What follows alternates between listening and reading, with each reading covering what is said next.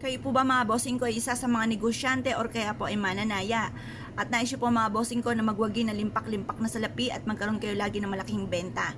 Or kaya po kung kayo po ay may trabaho, kayo po ay makaisipan ng iba pang sa sideline na magiging dahilan kung bakit madadagdagan pa ang inyong kita at hindi kayo lagi namumblema tungkol sa usapin ng pera.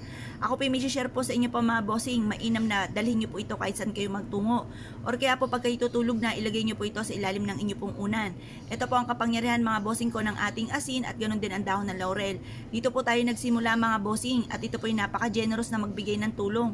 Dati-dati ang hinihingi ko lamang po ay kokonti pero labis-labis naman po ang pinagkaloob.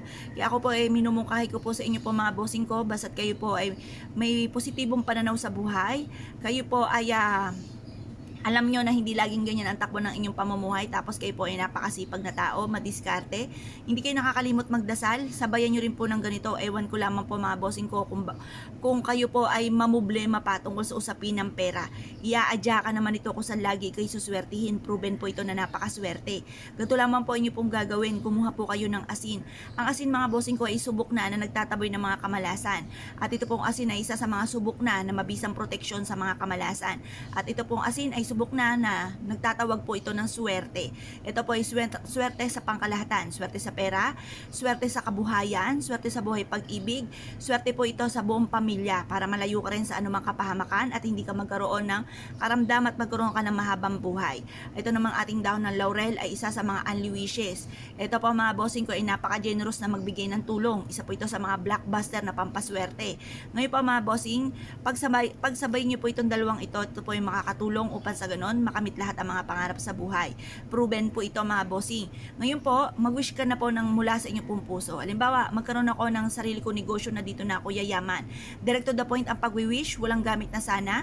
At pagkatapos sabihin niyo po kung kayo may karamdaman, gagaling na ako sa aking karamdaman at magkakaroon ako ng napakahabang buhay. Maliligtas ako saan man ako tutungo at makakamit ko lahat ang mga pangarap ko sa aking pong buhay. At magkakaayos sa aking buong pamilya kung may pag-aaway sa inyong pamilya. Magkakaayos ang buong pamilya, magiging masaya ang lahat. Pagkatapos po nito mga bossing ko, ibilad nyo ito sa sinag ng araw hanggang alas 8 ng umaga. Makalipas ang alas 8 ng umaga, kunin nyo po ito, ilagay sa inyo pong bag or ilagay sa inyo pong bulsa, bitbitin kahit saan kayo magtungo. Ang dulot po nito ay napakaswerte. At sa gabi mga bossing ko, ilagay ito sa ilalim ng inyo pong unan. Upang sa ganon, makapahinga po kayo, makatulog ng mahimbing kasi may mga pagkakataon na ang dami mo mga problema, hindi ka makatulog. Kaya kailangan nyo po nito para makatulog ka ng mahimbing at makapag-isip ng tama.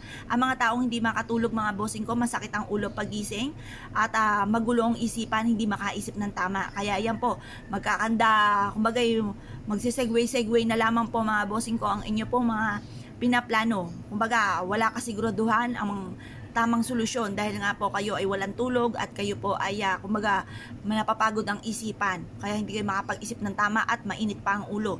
Maaaring kapag naging maitin ang ulo, nakaaway na lahat sa miyembro ng inyong pamilya, lahat sa inyo ay galit. Kaya mas mainam meron kang proteksyon, makatulog ka ng mahimbing, makapag-isip ng tama, kakapitan kayo ng swerte. Ngayon pa mga bossing ko, kayo po naniniwala at nais po itong gawin, huwag na po kayo magpatumpik-tumpik pa. Subukan nyo po ito, proven po ito na maswerte. Ilan po mga bossing, salamat po.